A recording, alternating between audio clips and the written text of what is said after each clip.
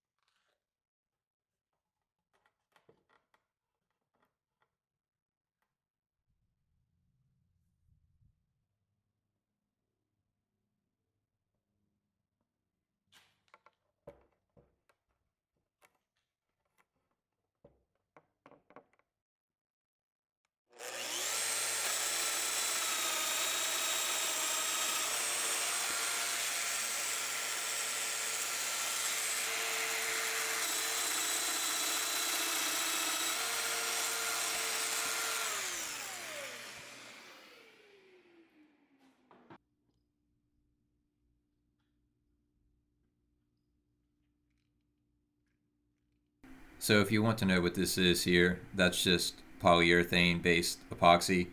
It would clean up with mineral spirits, and I'm just using, a rag or something to spread it around. You usually want to use some kind of epoxy. I would have liked to have some clear epoxy, but my local hardware store did not have any, so I just went with that, and it turned out okay.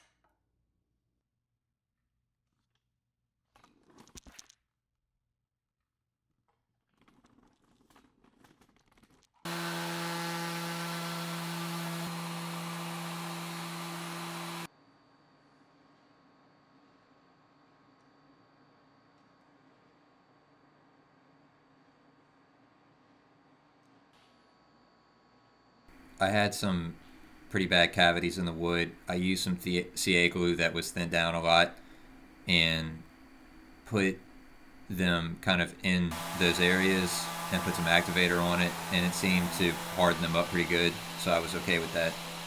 Had this been a dining table, I might have used epoxy.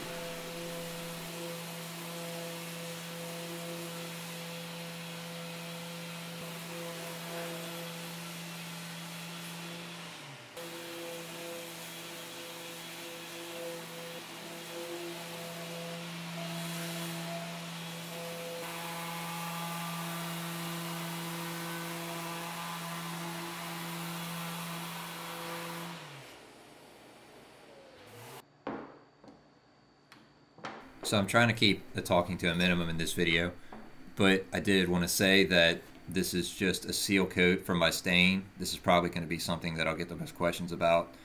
Um, I use a lot of stains with my antique restoration, and so, you know, it's even better whenever you can use it on one species of wood.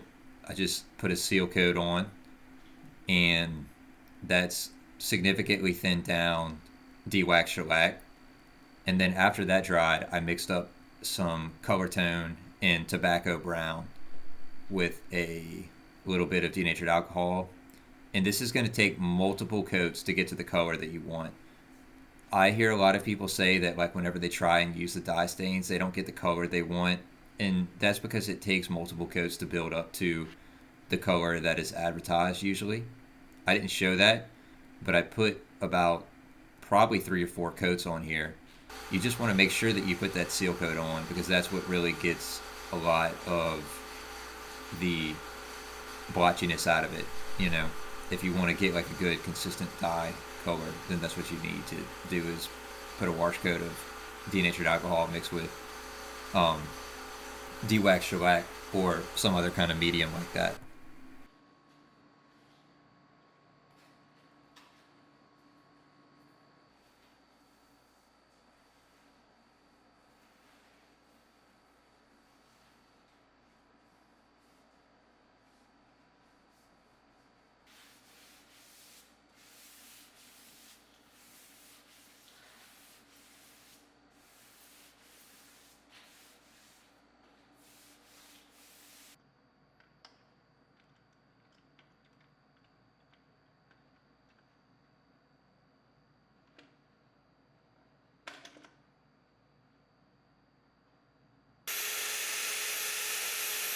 This is a really sketchy cut on a track saw. I definitely would not recommend it to anybody. It would probably be better use a jigsaw for this cut, and I probably should have, but you know, sometimes it worked out okay. I've seen plenty of people do it, so I figured it was all right.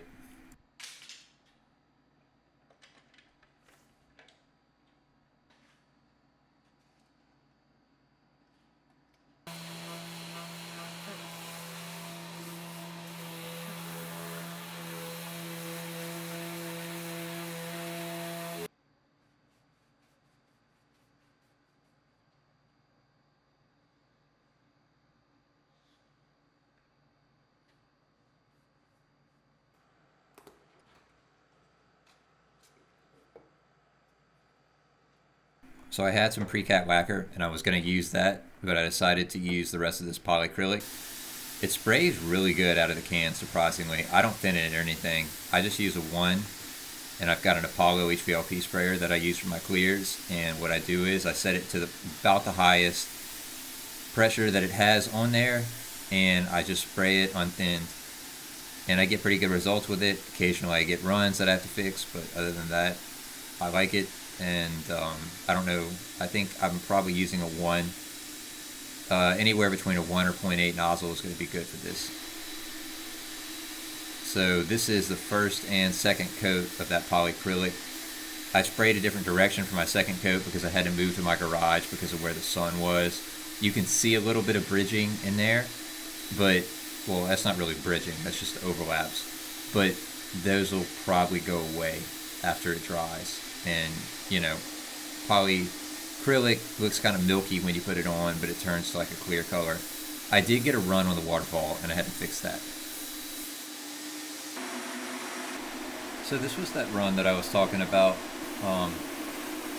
I put my extractor by it to make sure I don't want to try to avoid any other runs, and the extractors help the paint, the finish to dry a little bit faster.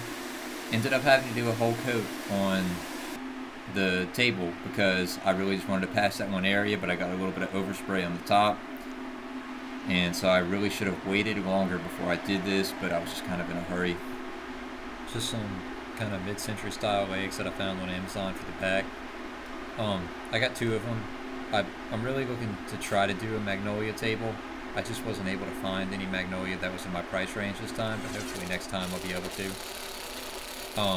You just want to pre-drill like a really small hole, and then I just kind of let the screw grab the rest.